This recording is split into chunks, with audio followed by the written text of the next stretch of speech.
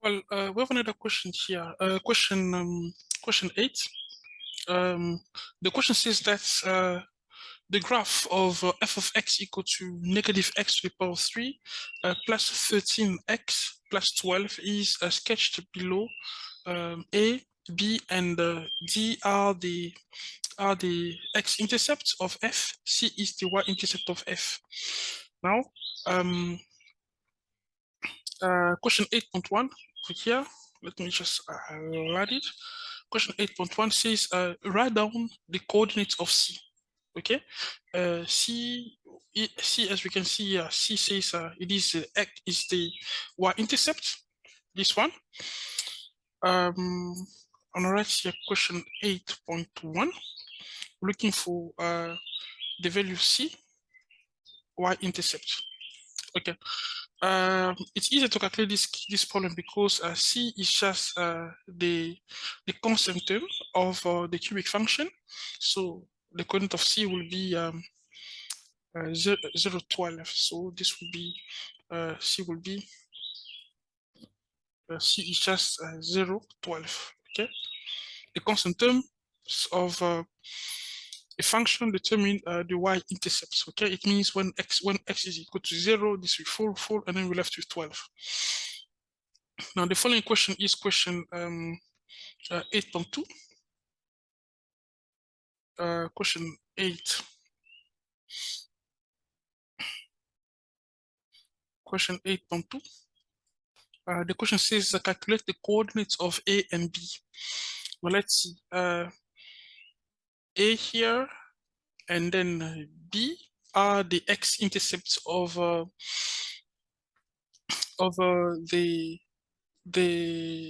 cubic function. This is another one D here, but we want the coordinate of A and B.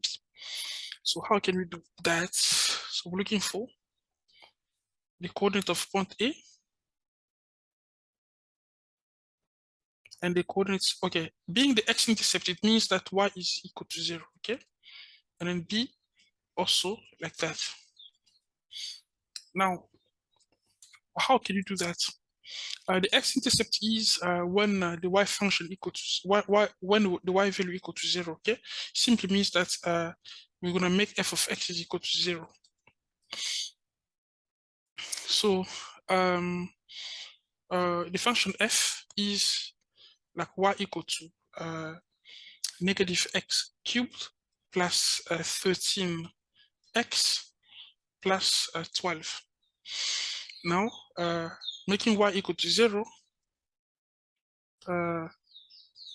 it means, so when I set y, the value of y will be equal to 0.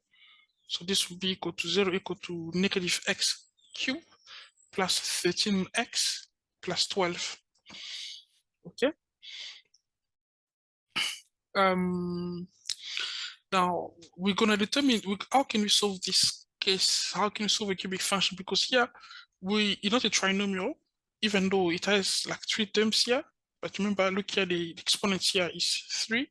So what we can do in this situation, we're first going to determine the 0 of the function. Okay.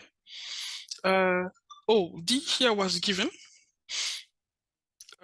D was given. It has like it is there by -1.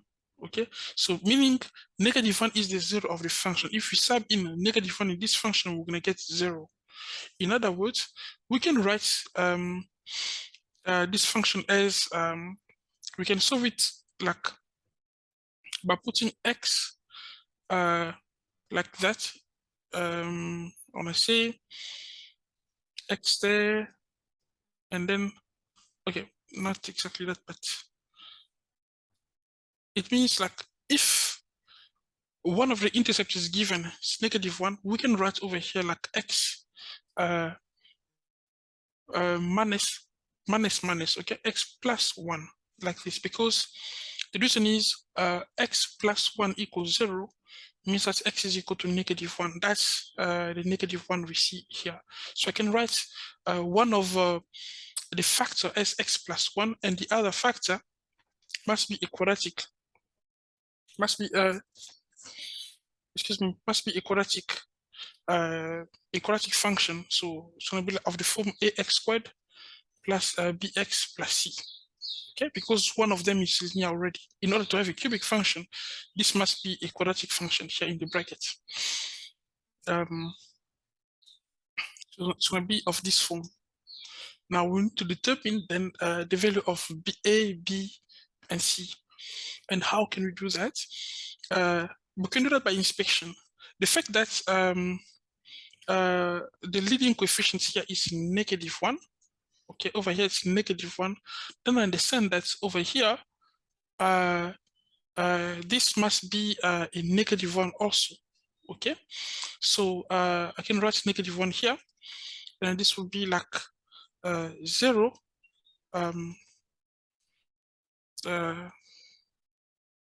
0 equal to x plus 1, okay, and then there it must be -x squared, okay, plus bx, and then plus c.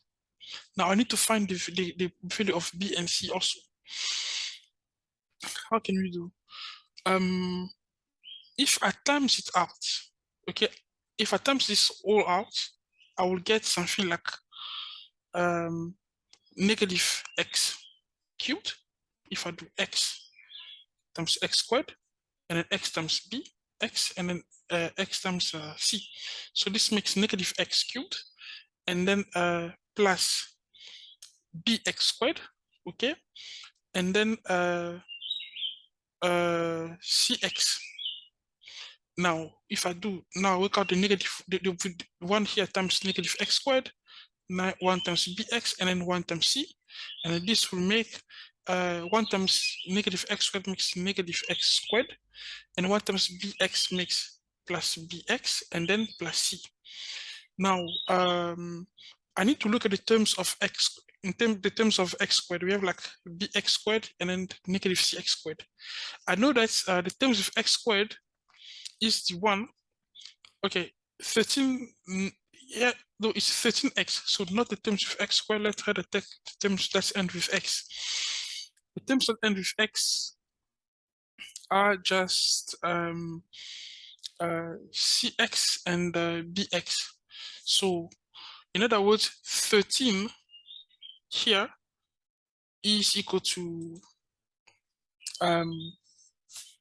13 equal to c plus b, and then c here is just 12 because c is the constant term. Okay, this c is the constant term. This is 12. I can substitute by its value. The constant term c is 12. I'm gonna write 12 there, and now so we have like cx plus b, cx plus bx is the same thing as 13x here. So I can just say 13 equal to c plus b, okay? But c was found earlier, c was just 12.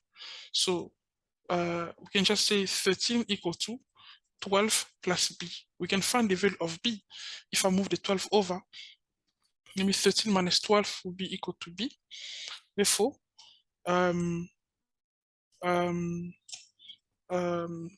that makes 1b equal to 1. Now we can rewrite, move my board this way.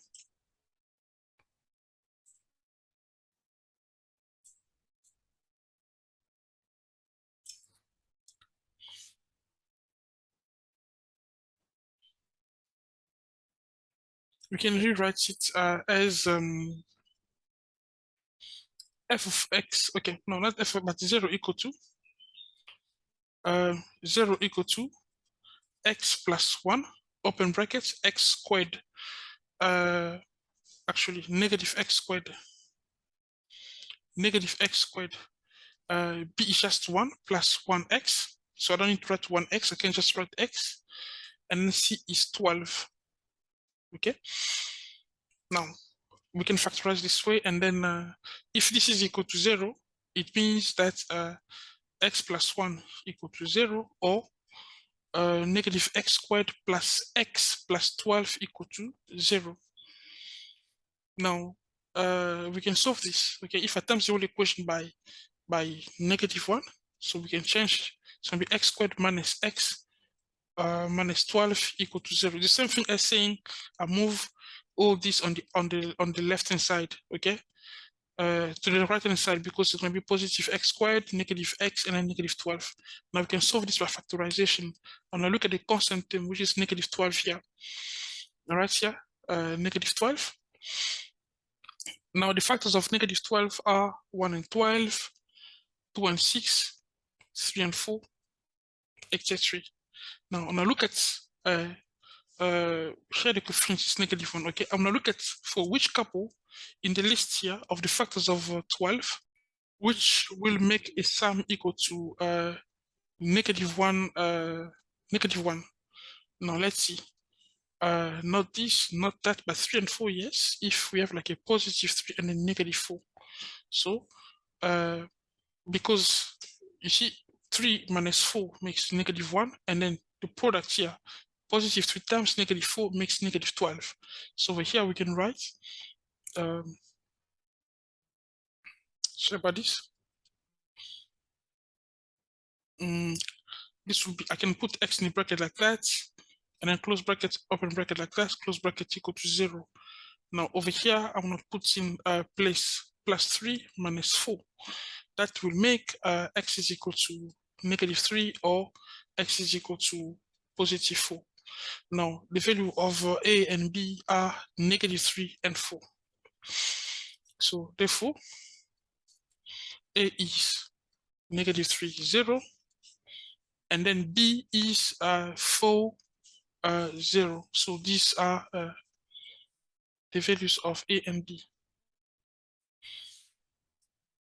In this order, because you know, a is the first point.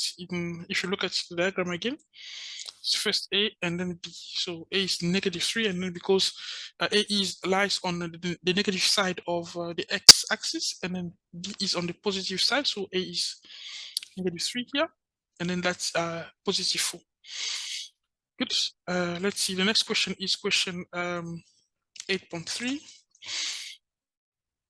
I'm going to take this question here, 8.3. The question says that determine the point of inflection of G if it is given that g of x equal to negative f of x. So we need to determine the point of inflection of G if it is given that g of x is equal to negative f of x. Now, let's first, I'm going to move my board this way.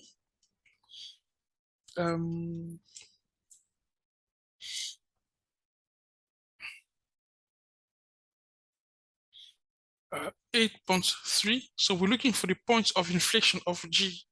Okay, so the point of inflection is calculated by making up the second derivative equal to 0.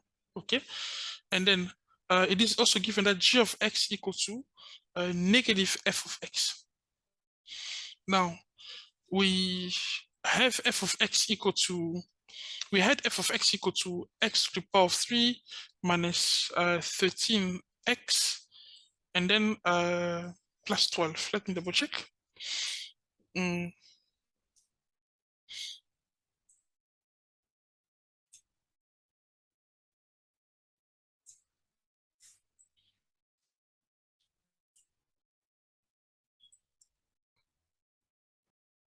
Yeah, plus 13x plus 12.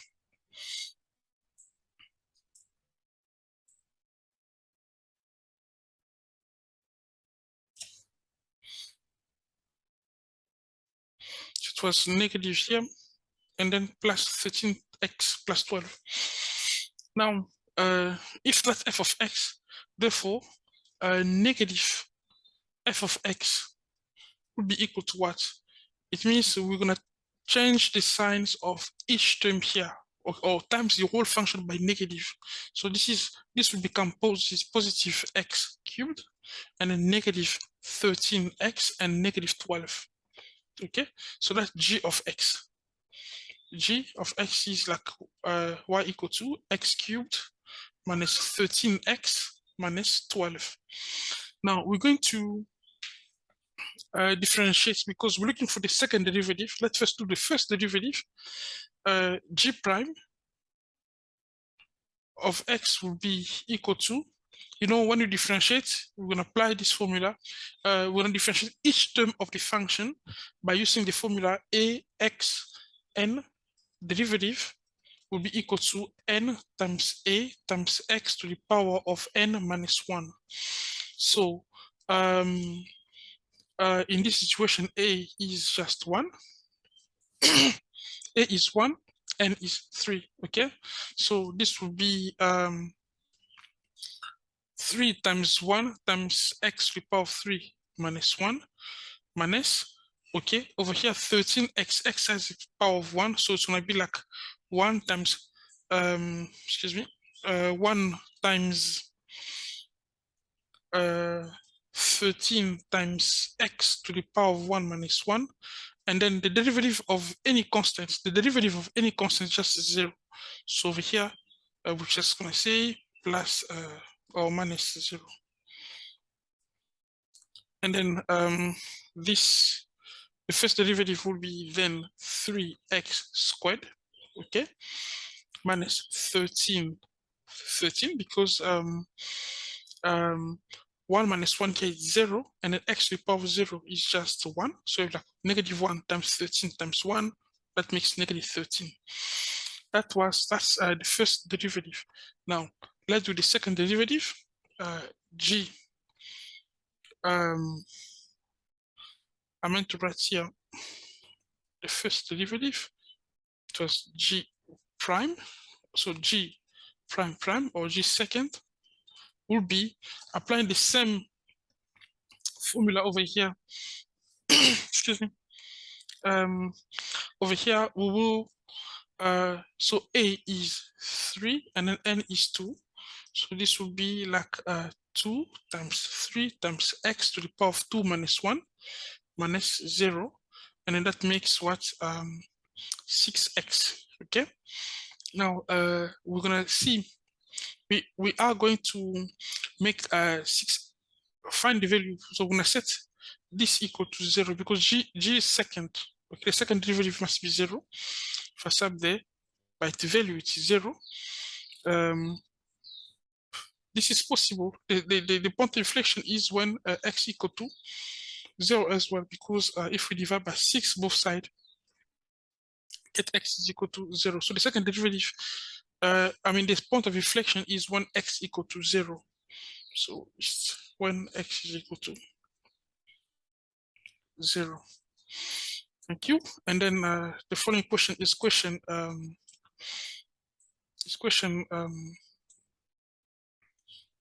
8.4. Excuse me. 8.4, the question says calculate the value or values of x for which the tangent to f is parallel to the line. Okay. I'm gonna move my board this way, which is right. 8.4. So over here, looking for the value or values of x, okay, for which the tangent to f is parallel to the line. So I prefer to reproduce the same diagram here also, so we have like better insight. The diagram would be okay. Fine. I need just to place in the diagram here as a well, here is the diagram. Then we are looking for, so we need to find the value of x, okay? Value or values of x for which the tangents to the function f here, okay? The tangent to this function is parallel to the line y equal to -14x plus c. So we have the line here y equal to -14x plus c. Now the tangents of the tangents to a function f, okay. How can I say it? It's when we say m equal to the derivative of a function. Okay, this is when we get the gradient of the tangent. The tangent is a straight line. Okay, it is also of the form mx plus c. So now the gradient here m is the derivative of the function, the derivative of f here. So f, initially f was given by f of x was x, actually negative x cubed, plus 13x plus 12, okay? So if I want to find the gradient, it's going to be like negative, according to the formula that we used earlier, it's going to be negative 3x to the power of 3 minus 1, plus here the exponent is 1. So it's going to be like 1 times 13. Actually, we did it, okay? We did the derivative already. And then plus 0. So this will be like m will be equal to negative 3x squared plus 13, because yeah, we did work out this derivative earlier. Now they say that this is the gradient of the tangent, okay, of this line, the tangent line, okay. But now it is also said that the tangent line is parallel to the line y equal to negative 14x plus c. In other words, they must have equal gradients. So negative 3x squared plus 13 here must be equal to negative 14, because the coefficient of x here in the straight line stand for the gradient of this is the gradient of the straight line. And then the other condition is that two lines are parallel if their gradients are equal. So we will do like negative 3x squared plus 13 equal to negative 14. Now I'm going to move the positive 13 over. That's going to be like 3x squared will be equal to negative 14 minus 13, because I move this over to have it will change the sign. Now this will be like negative 3x squared equal to negative 27. Now we can divide both sides by negative 3, okay? Divide by negative 3, divide also by negative 3, and then this will be like x squared equal to negative 27 over negative 3. That makes positive 9. So if I need to find the value of x, just going to square root both sides, square root here and then square root there, and then the answer is 3, right? Not exactly, but the answer must be plus minus 3. So it's if x is positive 3 or x is equal to negative 3. Thank you.